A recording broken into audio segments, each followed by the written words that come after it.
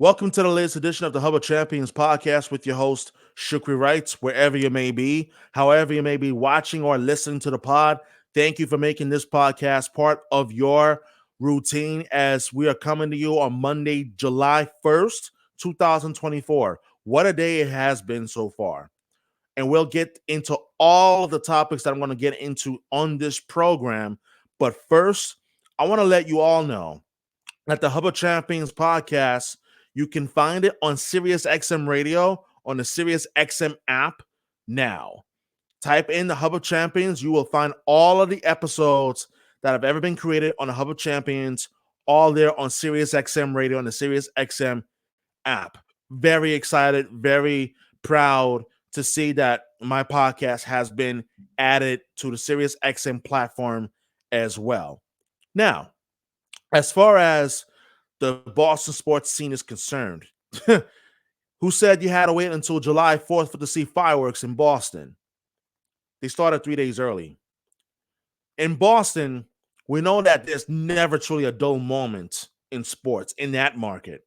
We know that there is never a short list of things to talk about in Boston, whether it is actually a storyline worthy of discussion or even contrived storylines in which that elicits strong reaction from Boston sports fans. Can't go wrong either way.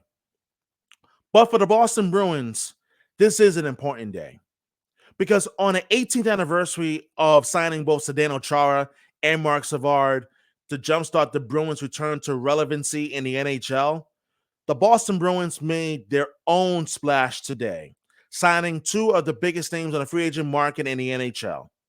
They signed Elias Lindholm, 7 years, 7.75 annual average value per season contract, and they also signed Nikita Zadorov to a 6-year deal worth $5 million per season. And in which that the Boston Bruins entered the free agency period with glaring needs for this team. After a second-round exit against the Florida Panthers in the Stanley Cup playoffs, this was something that the Bruins needed to do. They needed to go out and find themselves a bona fide number one centerman. They also needed to go out and find themselves a defenseman that has size and snarl to its game. They accomplished exactly that. Let me tell you something, ladies and gentlemen. When the news first broke, I was all for the players themselves. I was against the terms that both players were signed to. Let's start with Elias Lindholm. 7 years, 7.75 million annual average value. I was against it.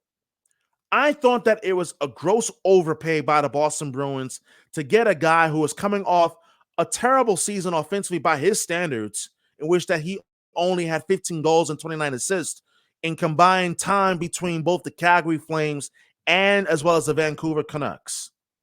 I thought the Bruins overpaid grossly. But in reality, let's be real. On NHL free agency frenzy, most typically known on July 1st, teams are overpaying for talent to get better. That is the name of the game. When talent is available that is going to help your team get better, you pay for such talent. Elias Lindholm is pretty much Patrice Bergeron light. Let me explain. Elias Lindholm is a player in which that offensively he is gifted. He has had already a 40-goal season. He had 42 goals. That is his career high with the Calgary Flames going back to the 2021-2022 season. We have seen him score 25, 30 goals a season. He's very defensively sound. This is someone that could also win you faceoffs. This is someone that impacts the game in terms of both ends of the ice, a two-way player, if you will. He has elements to his game that remind you a lot of Patrice Bergeron. We saw for 20 years the brilliance of Patrice Bergeron, his ability to play with the puck, without the puck, his defensive battles in which that he was able to create and force turnovers and generate offense, whether it be a pass first or even scoring goals himself. We saw it all with Patrice Bergeron for 20 years. Elias Lindholm, when he's right, is exactly the kind of player the Bruins once upon a time did have in Patrice Bergeron. The player himself Elias Lindholm, I like a lot. The Bruins did not have a number one center last season. They elected to go with Charlie Coyle or Pavel Zacha. Once upon a time, it worked, but as the season went on, it became clear that the Bruins needed a true number one center. And that's why they went out and they got Elias Lindholm. That's why getting Lindholm was going to be important. Even though that I was on the Steven Stamkos train going back to last September when it became clear that the Tampa Bay Lightning, they were not going to be able to re-sign, or they didn't choose to re-sign Steven Stamkos when they wanted to. It became clear that Steve Stamkos was going to test free agency, and he did. I wanted the Bruins to sign him, but he elected to go to the Nashville Predators, 4 years, $32 million contract. So Elias Lindholm, next best thing.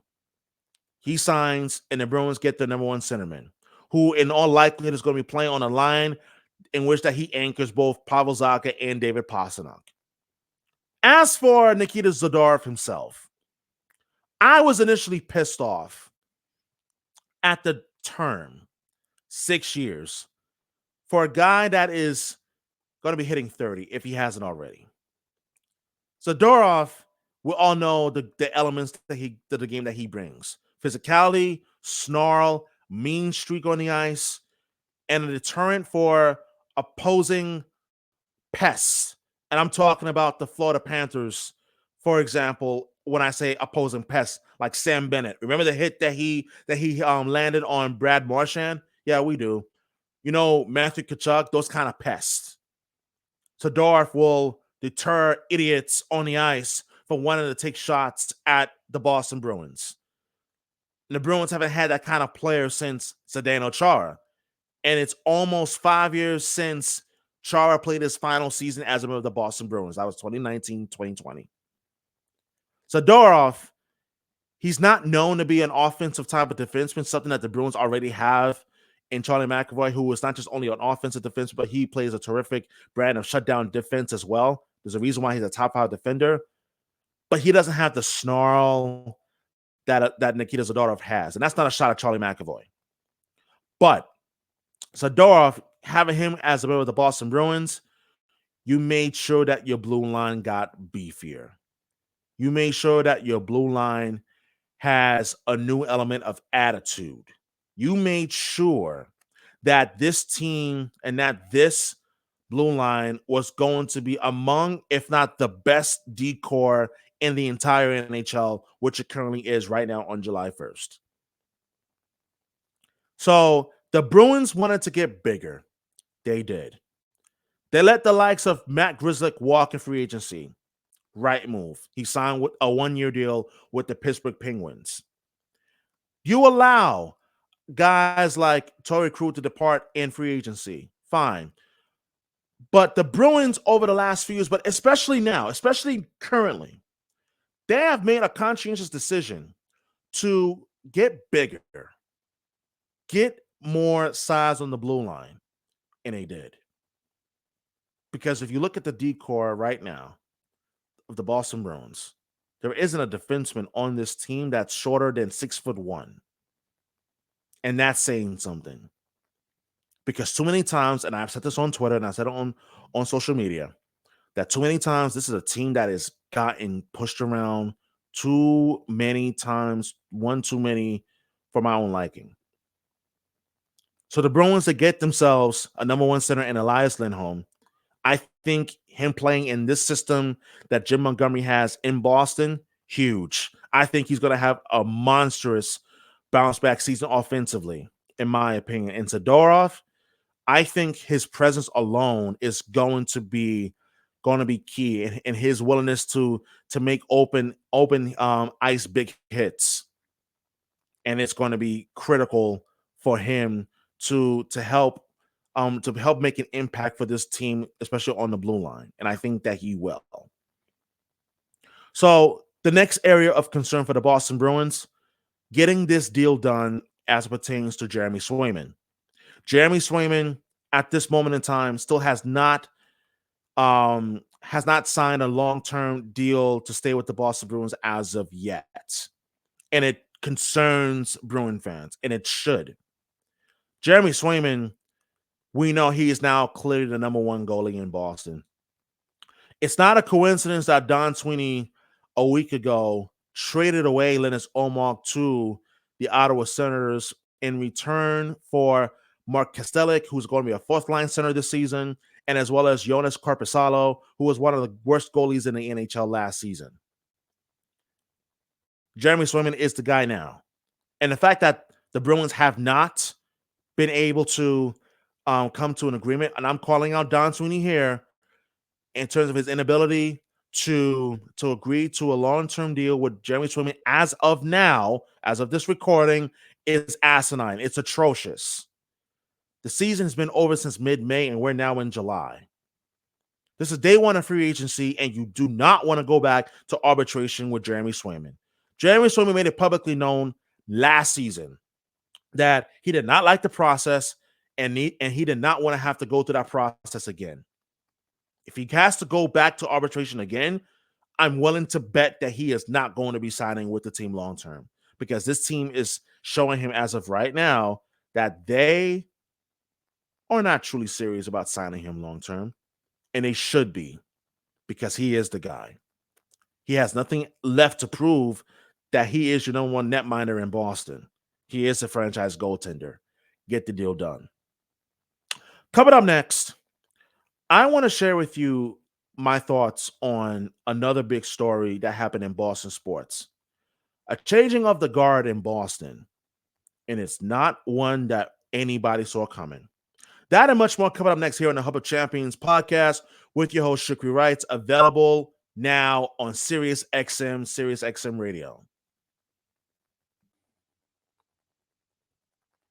Welcome back to the Hub of Champions podcast with your host, Shukri Wrights, available on Sirius XM and Sirius XM Radio.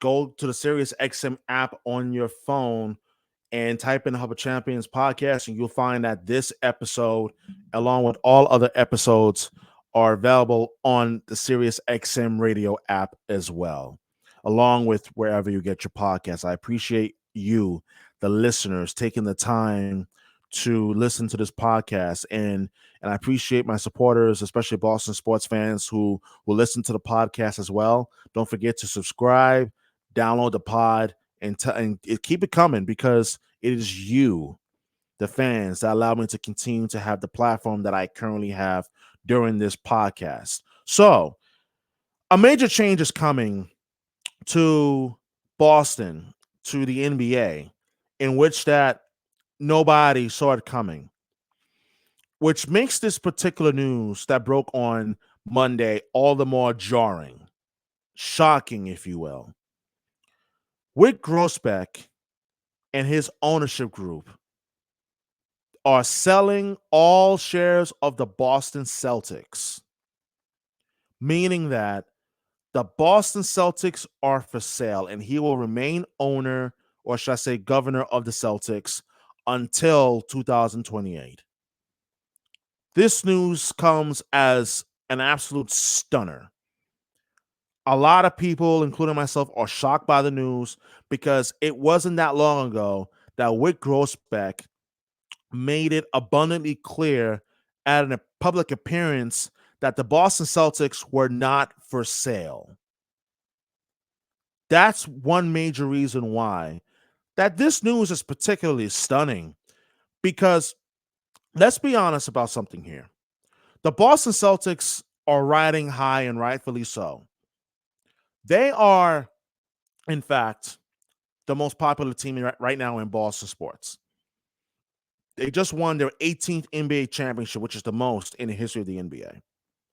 Wyc Grousbeck, his popularity has never been more higher.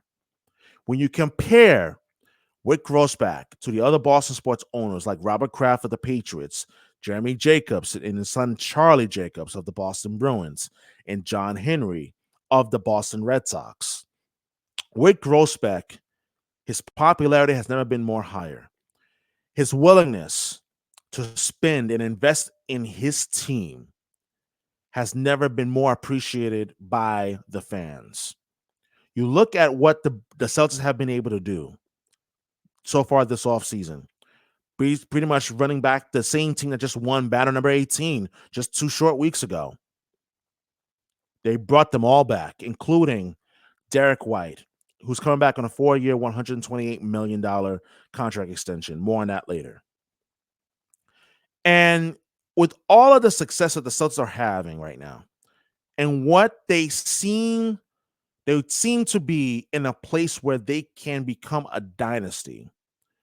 With Grossback announcing that he is selling the Celtics is shocking, jarring, if you will, because this is an owner that not only was beloved by Boston sports fans, but also an owner that understood the importance of investing into the team. And now there is concern, there is worry, and dare I say there's trepidation. Trepidation, not so much in terms of who is going to buy the Boston Celtics, but concern, fear that this team will end up in the wrong hands. And that fear is very much real, very much so. Because John Henry, the owner of the Fenway Sports Group, he's on public record letting it be known that he would like to buy an NBA team. And Celtic fans, including myself, are saying, for the love of God, stay the hell away from the Boston Celtics, because we have already seen what you have done to the Boston Red Sox. Your lack of willingness to spend there at Fenway Park for the Boston Red Sox has put this team in the place where it currently is, trying to prove to the world that it can win without having to spend money or invest into this team. Celtic fans want absolutely no part of that. I sure as hell want no part of that. That's part of the reason why this is such bad news. Bad news for the NBA, bad news for Celtic fans, because the reality is this. There aren't many owners that come along like Rick Grossbeck who made it a point to invest into this team. And as owner of the Boston Celtics, we all know that this organization has been to 4 NBA finals and winning 2 of them. 2008, 2010, 2022, and this year, 2024. The 4 NBA finals appearances, winning it twice, 2008 and 2024. This is an organization that has seen success over a long extended period of time, even though they went through a rebuild. And even when they were going through a rebuild, they contended and made it all the way to the Eastern Conference Finals when no one really expected them to. So the question becomes now, who becomes the next owner of the Boston Celtics? Because that next owner is going to have some serious shoes to fill in terms of commitment to win, commitment to this organization, and committing itself to spend to provide a winning product on the court year in and year out. Something that we have gotten accustomed to over the last few years. And not to say that that wasn't the case before and whatnot, no. But what Celtic fans have gotten used to is an owner saying, we need to make changes, and then following through and making those said changes, which has led to championship number 18. But why now? I think it's a fair question to ask. Like, why are you deciding to sell the team now with Grossbeck? Why? Of course, the business side of things can come up and say, hey, you know what? This team, when I bought it, it was worth what, 360 million. Now its estimated worth is at $4.7 billion. Sell it when it's at its highest value. Makes sense. But is that really the reason why he's deciding to sell the team now? I don't think it is. And if it is, it really is sad. Like, I mean, literally sad. Because again, like, this was something that a lot of Boston sports fans, if not all Boston sports fans, truly hitched their wagon to, as to say, hey, When you have an owner that cares and wants to win and invest into its product, this is what happens. And I'm looking at the Red Sox, Bruins, and Patriots when I say that as well. And I'm sure Boston sports fans can agree to this. So what happens next? With Grossbeck, the silver lining is that he's going to stay governor of the Celtics until 2028. But the concern and fear is who is going to be the next owner. And if you're John Henry, stay the hell away from the Boston Celtics. I can't emphasize that enough. We have watched you destroy one franchise across town in the Red Sox. Maybe destroy is a little strong, but your lack of spending and your unwillingness to invest into your homegrown talent has once tore apart the stubs that has held this organization in such high regard in this market. And suddenly, Celtic fans, if somehow our worst nightmares come to fruition and you become the next owner of the Boston Celtics, nah, stay away. Because you destroyed that trust between you and the fans in the city of Boston. That is the concern. The biggest fear is John Henry becoming the next owner. Stay the hell away. I think Celtic fans could all agree to that. And then some. Coming up next, I'd like to share with you my thoughts on the news that broke today in regards to Derek White's contract extension. Plus, should the Boston Red Sox be sellers or buyers at the trade deadline coming up in about a month? So stay tuned. Don't go anywhere. You're listening and watching the Hub of Champions podcast on Believe Network with your host, Shukri Wrights. Available now on Sirius XM app and Sirius XM Radio.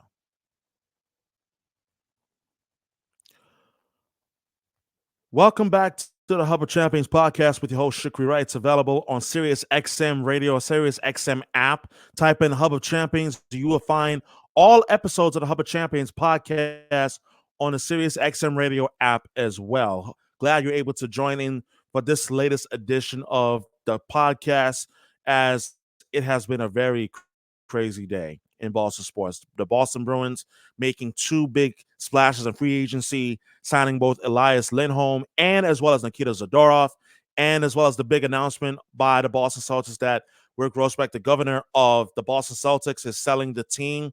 All of his shares will be up for sale, and he will remain governor of the Boston Celtics until 2028.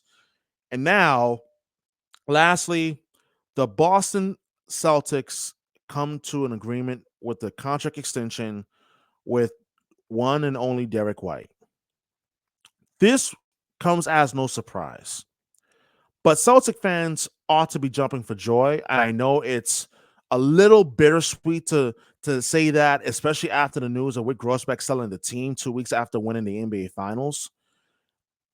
You should be jumping for joy because we know just how valuable Derek White is and has been to the Boston Celtics ever since he arrived via a trade in February of 2022 from the San Antonio Spurs.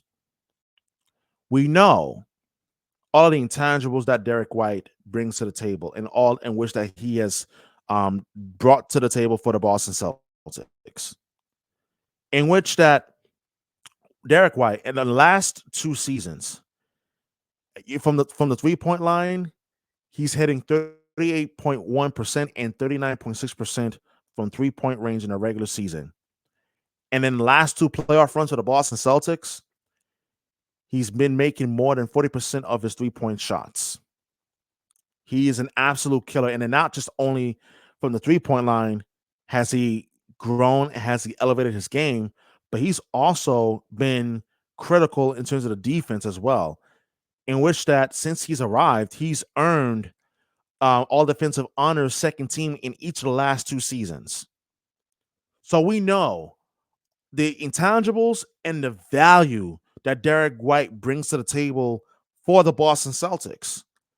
What we also know, obviously, he is a beloved member of this team and a very important part of the Celtics core that is now locked up long term.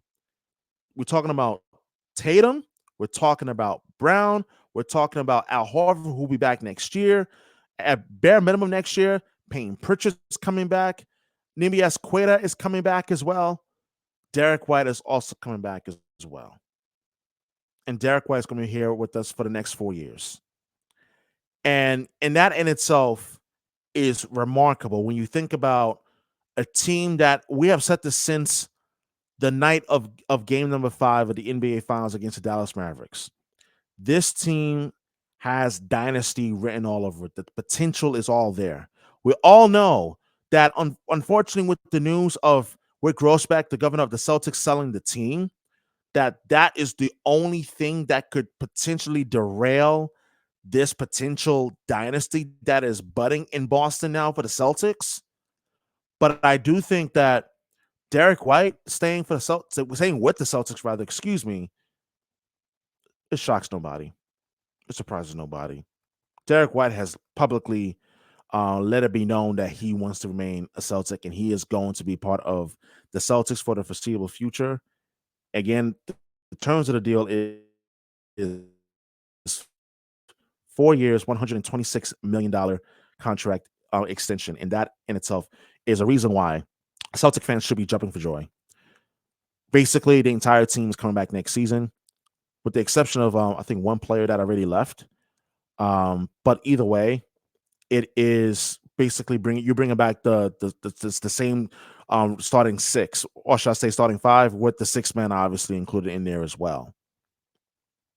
Now, final topic of this episode of the podcast. Should the Red Sox be buyers or sellers come the trade deadline? And I think it's a fascinating question for a variety of different reasons. The reasons is because the Boston Red Sox were not expected to be in the position that they are currently in right now. They weren't expected to be over 500 on July 1st, especially, and I mean this, especially past the halfway mark of the regular season. We are now 83 games in. The Red Sox are 44-39. If you told me that the Boston Red Sox would be not only just over 500, but in the midst of a wild card hunt in the American League, I would have laughed. I would not have believed you. But the truth is that the Boston Red Sox find themselves in a position where both John Henry and as well as Breslow, they are in difficult positions where they're going to have to make a decision as to are they going to buy or are they going to sell.